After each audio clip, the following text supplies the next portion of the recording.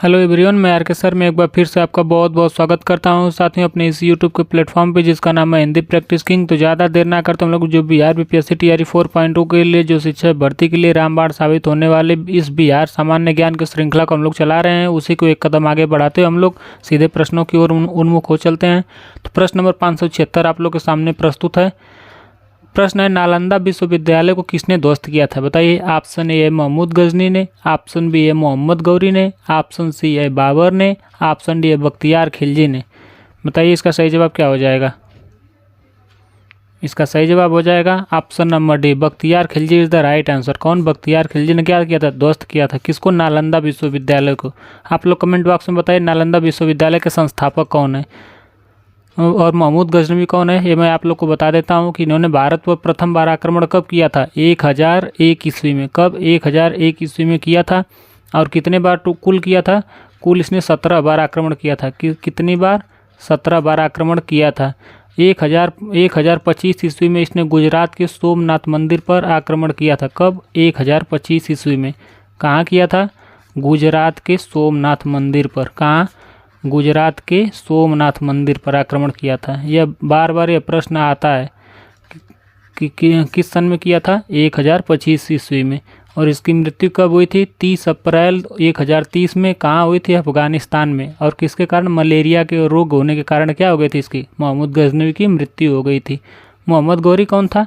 मोहम्मद गौरी यह जो तराइन का युद्ध लड़ा था, तराइन का युद्ध है, तराइन का प्रथम युद्ध कब लड़ा था? यह लड़ा था 1191 ईस्वी में। कब? 1191 ईस्वी में। किसके बीच यह युद्ध हुआ था? पृथ्वीराज चौहान के बीच और मोहम्मद गौरी के बीच। पृथ्वीराज चौहान के बीच हुआ था। अब वर्सेस किसके? गौरी के। और इसमें विजेता कौन रहा? पृथ्वीराज चौहान क्या हुए? जीत गए थे। तो इन्होंने हार नहीं मानी। आप लोग को भी हार नहीं मानना है। दोबारा फिर इसने तराइन की दूसरा युद्ध लड़ा। कौन सा? तराइन का सेकेंड युद्ध इसने फिर लड़ा। और कब लड़ा? 1192। तराइन का द्वितीय युद्ध इसको कहते हैं। और इस बार कौन जीता? इस बार गौरी जीत गया। किसने? इसी दोनों के बीच फिर हुई। और कौन जीता? गौरी विजयी हुआ इस बार। और और जो है मोहम्मद गौरी का क्या नाम हुआ? उपनाम क्या था इसका? इसका मूल नाम कर लीजिए या उपनाम कर लीजिए। क्या नाम था इसका? मूल नाम या उपनाम? इसका था मुइजुद्दीन मोहम्मद बिन शाम था। क्या नाम था? मोहम्मद बिन शाम इसका उपनाम था। और चंदावर का युद्ध भी इसने लड़ा था। कौन सा युद्ध लड़ा था? चंदावर का। कब? 1194 से। याद रखिएगा कौन सा युद्ध था? चंदावर का भी युद्ध इसने लड़ा था। और जयचंद को क्या किया था? इसने हराया था किसको? जयचंद को क्या किया था? हराया था। पृथ्वीराज चौहान का जयचंद क्या था? प्रतिद्वंदी था। और फिरोजाबाद का युद्ध भी इसने लड़ा था। कौन सा? फिरोजाबाद का युद्ध इत्यादि इसने युद्ध क्या किया था? लड़ा था। फिरोजाबाद का भी युद्ध इसने क्या किया था? लड़ा था। बाबर के बारे में तो आप लोग जानते हैं। बाबर के बारे में कि यह मुगलिया सल्तनत का क्या था? संस्थापक था। और इसने युद्ध में सर्वप्रथम तोपों का उपयोग किया था। और इसने अपनी खुद की आत्मकथा क्या लिखा था? बाबरनामा। क्या नाम था उसका? बाबरनामा था। बाबरनामा नाम से क्या लिखा था? अपनी आत्मकथा लिखा था। आत्मकथा क्या था? कहानी वानी नहीं था, आत्मकथा, खुद की आत्मकथा लिखा था। किसने लिखा था? बाबर ने लिखा था। कौन? बाबर ने खुद लिखा था। अपने हाथों से अपनी यह आत्मकथा लिखा था। और इसने अपने आप को खुद को क्या कहा था? पादशाह नामक उपाधि धारण किया था। उपाधि इसकी क्या है? उपाधि या खुद को अपने आप को क्या कहता था? पादशाह। चलिए अगले प्रश्न की ओर बढ़ चलते। इतना डीपली बहुत है। चलिए अगले प्रश्नों की ओर। बख्तियार खिलजी के आक्रमण के समय पाल वंशी शासक कौन था? बताइए।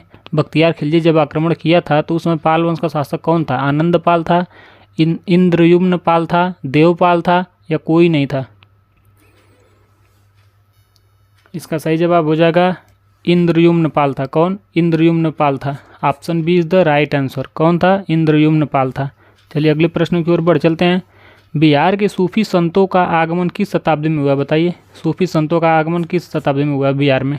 11वीं शताब्दी में हुआ, 12वीं शताब्दी में हुआ, 13वीं शताब्दी के पूर्वार्ध में हुआ या 13वीं शताब्दी के उत्तरार्ध में हुआ? बताइए इसका सही जवाब क्या हो जाएगा? इसका सही जवाब हो जाएगा 12वीं शताब्दी में हुआ। कब हुआ? 12वीं शताब्दी में। 12वीं शताब्दी। B is the right answer. Bihar में आने वाले पहले सूफी संत कौन थे बताइए? मोमिन आरिफ थे, या फिर ताज फ़कीह थे, या मखदूम या मामनेरी थे, या मखदूम बखलील थे? बताइए इसका सही जवाब क्या हो जाएगा? इसका सही जवाब हो जाएगा ऑप्शन ए, मोमिन आरिफ। मोमिन Arif is the right answer. Option A is the right answer. अगले प्रश्नों की ओर बढ़ चलते हैं। मनेर की विजयी से किस सूफी संत का संबंध था बताइए? मोमिन आरिफ का था, या ताज फ़कीह का था, या शाह दौलत मनेरी का था, या अयोध्या मनेरी का था? इसका सही जवाब हो जाएगा ऑप्शन बी, ताज फ़कीह का था। किसका था? Taj Fakih. Option B is the right answer. Option B is the right answer. किसका था? ताज फ़कीह का संबंध था। बिहार के में बख्तियार खिलजी के हमले का पहला विवरण कहाँ से प्राप्त हुआ बताइए? कौन सा ऐसा विवरण है जिससे यह पता लगता है कि बिहार पर बख्तियार खिलजी ने क्या किया था, पहली बार हमला किया था? बताइए।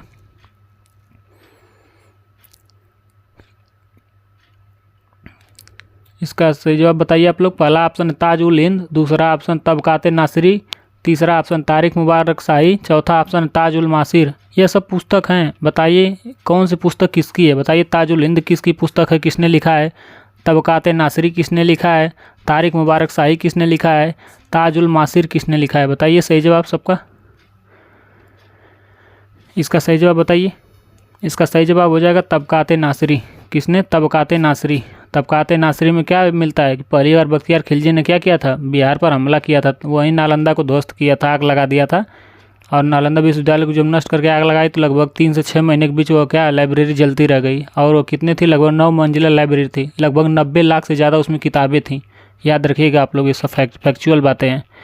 ताज उल हिंद पुस्तक के लेखक कौन है? हसम निजामी है। कौन है? हसम निजामी। हसम निजामी। याद रखिएगा, बहुत इंपॉर्टेंट प्रश्नों की श्रृंखला यह चल रही है। हसम निजामी थे। और ये सब बीपीएससी प्रीलिम्स के एग्जाम में सब आया हुआ प्रश्न है, उससे वहीं से उठाया हूँ सारे प्रश्न। तबकाते नासिरी के लेखक कौन है? मिनहाज ए सिराज हैं। कौन है? मिनहाज ए सिराज। मिनहाज ए सिराज।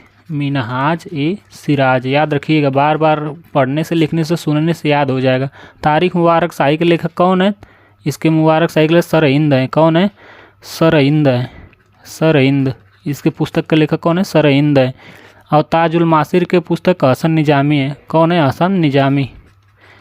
हसन निजामी, जिसने कौन पुस्तक लिखी थी? ताज उल हिंद भी लिखी थी, हसन निजामी। चलिए अगले प्रश्नों की ओर उन्मुख हो चलते हैं। तब तक बिहार में सैनिक अभियान आयोजित करने वाला पहला सुल्तान कौन था? बताइए। सैनिक अभियान, पूरे सैन्य शक्ति से परिपूर्ण कौन ऐसा शासक था जिसने क्या किया था? अभियान चला था, यानी कि उस पर हमला किया था। कुतुबुद्दीन ऐबक था, इल्तुतमिश था, बलबन था, या अलाउद्दीन खिलजी था? इसका सही जवाब हो जाएगा सैन्य शक्ति अभियान सहित इल्तुतमिश ने किया था। किसने? Option B, Iltutmish is the right answer. Aibak कौन था? यह गुलाम वंश का संस्थापक था। क्या था? यह गुलाम वंश का संस्थापक था। गुलाम वंश का संस्थापक था। कब इसकी स्थापना किया था? गुलाम वंश का संस्थापक कब इसकी स्थापना किया था? 1206 ईस्वी में। और कब तक यह रहा है ऐबक? 1210 तक रहा। उसके बाद पोलो या चौगान खेलते समय इसकी क्या हो गई थी? मृत्यु हो गई थी। और यह मोहम्मद गौरी का क्या था? गुलाम था। इल्तुतमिश कौन था? यह दिल्ली का वास्तविक संस्थापक था। और इसने क्या बनाया था? कुतुब मीनार बनवाया था। क्या बनाया था? कुतुब मीनार।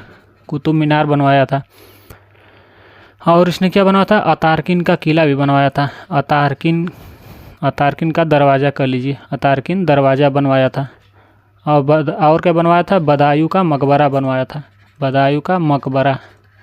याद रखिएगा, ऐसा फैक्चुअल बातें हैं। अतारकिन का दरवाज़ा। बलबन कौन था? बलबन यह लव और रक्त नीति अपनाया था। इसने सिजदा पैबोस की प्रथा क्या की थी? इसी ने शुरू की थी। यानी सिजदा पैबोस का मतलब आया और राजा के राजा के सामने सो जाओ और उसके क्या पैर के अंगूठे को चूमना, ही सिजदा पैबोस कहलाता है। और इसने चालगानी के प्रभाव को भी खत्म किया था, यानी चालीसाग जो दल होता था उसको भी क्या किया था? खत्म किया था। अलाउद्दीन खिलजी कौन था? अलाउद्दीन यह अपने सैन्य शक्ति और सुधार प्रशासनिक के लिए क्या कहता है? जाना जाता है। और क्या है? बाजार नियंत्रण प्रणाली। बहुत इंपॉर्टेंट है यह, बाजार नियंत्रण प्रणाली। यह यूपी लेखपाल में आया हुआ प्रश्न है। बाजार नियंत्रण प्रणाली के लिए कौन जाना जाता है? यहीं जाना जाता है, अलाउद्दीन खिलजी। बिहार को दिल्ली सल्तनत के अधीन करने वाला प्रथम सुल्तान कौन था? इल्तुतमिश था, बलबन था, ऐबक था, या रजिया सुल्ताना थी? अभी जस्ट मैं बताया हूँ कि किसने सैन्य शक्ति के साथ इस पर आक्रमण किया था, वहीं होगा इसका सही जवाब। आप लोगों ने ध्यान दिया होगा, इसका सही जवाब हो जाएगा Iltutmish. Iltutmish is the right answer. इसी की पुत्री कौन थी? रजिया सुल्ताना थी। क्या थी? पुत्री थी। और ये एकमात्र महिला थी जिसने सर्वप्रथम क्या किया था? राज किया था, यानी राजगद्दी बैठने वाली प्रथम क्या थी? महिला थी।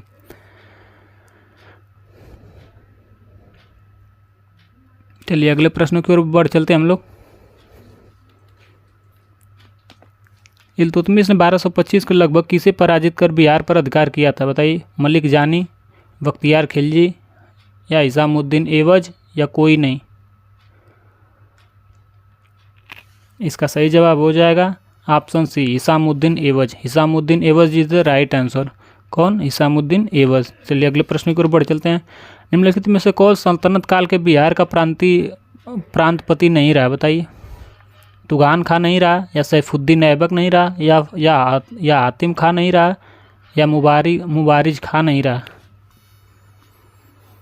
इसका सही जवाब हो जाएगा Mubariz Khan. Option D is the right answer. Mubariz Khan एकमात्र ऐसा व्यक्ति जो बिहार का क्या ना प्रांतपति नहीं रहा। अगला प्रश्न है, किस काल में बिहार पर दिल्ली सल्तनत ने सुल्तानों का निर्णायक वर्चस्व स्थापित किया? यह स्थापित हुआ मामलुक वंश के काल में हुआ, खिलजी वंश के युग में हुआ, या तुगलक वंश में हुआ, या फिर किसी में नहीं हुआ? तब तक बता दीजिए मामलुक वंश की स्थापना कब हुई और किसने की, और खिलजी वंश के संस्थापक कौन है, तुगलक वंश के संस्थापक कौन है? बता दीजिए तब तक आप लोग, और इसका सही जवाब बताइए आप लोग।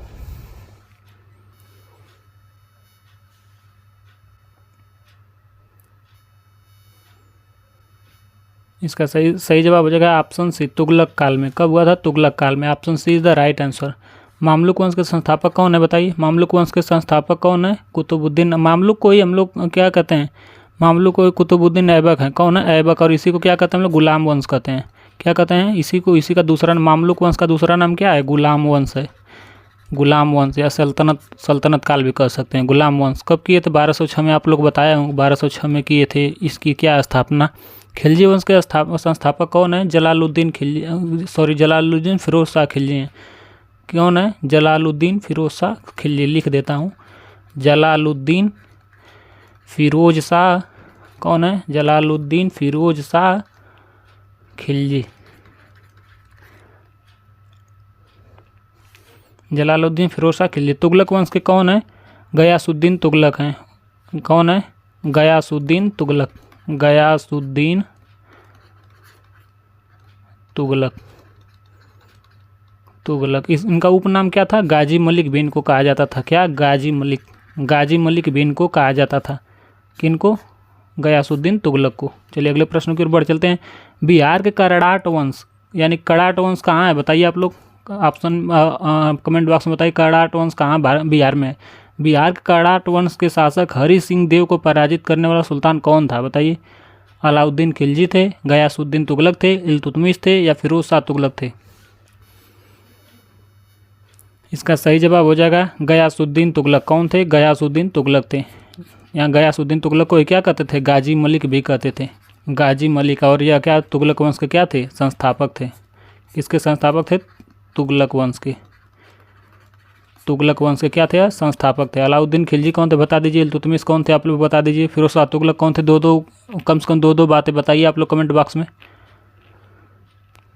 फिरोज शाह तुगलक को क्या कहा जाता है? फिरोज शाह तुगलक के बारे में तो हम बता देते हैं। फिरोज शाह तुगलक को भारत में सिंचाई प्रणाली के लिए जाना जाता है। किसके लिए? सिंचाई प्रणाली के लिए। इन्होंने क्या किया? बहुत सारी नहरों का क्या किया? निर्माण किया। सिंचाई प्रणाली के लिए कौन जाने जाते हैं? फिरोज शाह तुगलक। और उन्होंने क्या किया? नहरों का निर्माण किया। क्या किया? नहरों का जाल बिछा दिया। नहरों का निर्माण के लिए इनको क्या जाना जाता है? अर्थात नहरों के निर्माण या फिर सिंचाई प्रणाली या फिर नहरों के निर्माण का क्या जनक के रूप में भी जाने जाते हैं। यानी कि इन्होंने क्या कि इसकी स्थापना की थी और उसमें और सिंचाई या नहरों के माध्यम से सिंचाई किया कि कोने कोने तक भारत में क्या किया? विस्तृत किए। चलिए अगले प्रश्नों की ओर बढ़ चलते हैं। मोहम्मद बिन तुगलक ने बिहार के किस नगर का नाम तुगलकपुर कर दिया? बताइए। दरभंगा, या फिर पटना, या भागलपुर, या पूर्णिया? इसका सही जवाब हो जाएगा दरभंगा। कहाँ? दरभंगा यानी Tirhut. Darbhanga is the right answer हो जाएगा।